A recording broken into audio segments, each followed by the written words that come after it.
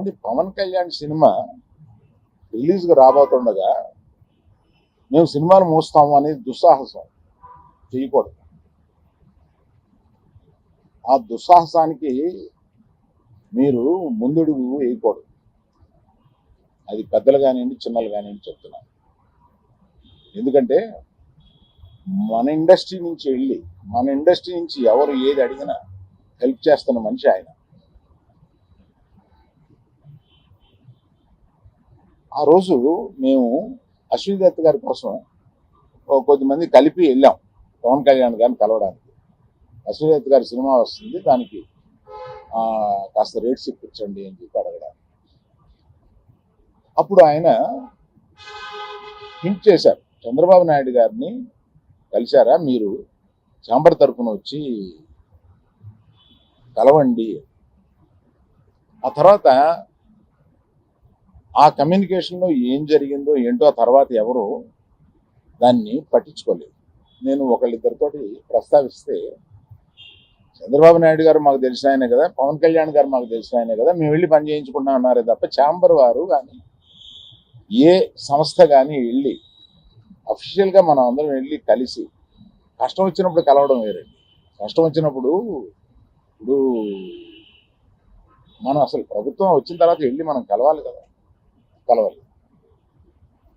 పవన్ కళ్యాణ్ గారు ఇంత చేసినా కూడా అది జరగలేదు.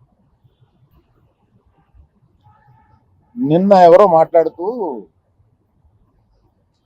మాది ప్రైవేట్ వ్యాపారం, ప్రభుత్వానికి సంబంధం ఏముంది, ప్రభుత్వానికి సంబంధం లేదు, నేను కరెక్ట్గా చెప్పలేనది ఆ అర్థం వచ్చేటట్టు మాట్లాడారు.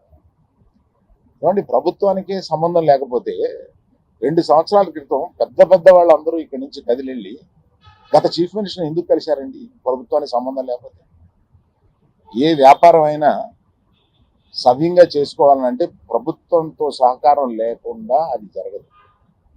అటువంటిది ప్రభుత్వంతో సంబంధం ఉంది, మాది ప్రైవేట్ వ్యాపారం, ఇది సరికాదు. ప్రభుత్వంతో సంబంధం ఉంటుంది, ప్రభుత్వం కోఆపరేషన్ కావాలి.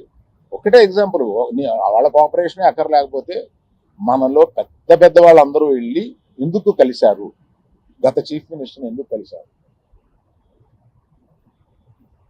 మనకు కష్టం వచ్చిందనే కదా వెళ్ళి కలిశారు. కష్టం వస్తే కానీ వెళ్ళి కలవా? ఒక ఫార్మాలిటీ లేదా? అందువల్ల మినిస్ట్రీ నుంచి వచ్చింది నేను చదివాను, అది చాలా సమర్థనీయంగా ఉంది, ప్రశ్నలు కరెక్ట్గా ఉన్నాయి. నిజంగానే సమస్యలు ఉన్నాయండి. స్టాండ్ అలోన్ థియేటర్స్కి సమస్యలు 100% ఉన్నాయి. ఇవాళ వాళ్ళ మనుగడ కూడా కొంత కష్టం అవుతుంది. ఆ మనుగడ కష్టమైనప్పుడు వాళ్ళందరూ ఏకమై వచ్చి ఏం చేయాలా అని ఒక నిర్దిష్టమైన దీంతో కాకుండా ఇట్లాగా మేము మూసుకుంటున్నాము థియేటర్లో, ఇప్పుడు మీరు మాతో సంభాషణకు రండి, అది నాకు నచ్చక నేను వెళ్ళలేదు, అందరికీ వెళ్ళొద్దు చెప్పండి. మీరు దయచేసి, నేను మీకు కొన్ని ప్రశ్నలు ఉంటాయి, మీరు ప్రశ్నలు అడగవచ్చు. కేవలం మనం ఈ సమస్య వాళ్ళ మాట్లాడుకున్న దానికి పరిమితం చేయకపోతే జనరల్గా ఏమవుతుందంటే మీరు ఏదో అడుగుతారు, నేను ఏదో చెప్తాను, అది హెడ్డింగ్లోకి వెళ్తారు. అలా కాకుండా ఇవాళ హెడ్డింగ్ 1500 థియేటర్లు ఉంటే నా దగ్గర 15 మాత్రమే ఉన్నాయి, ఆ నలుగురిలో నేను లేను.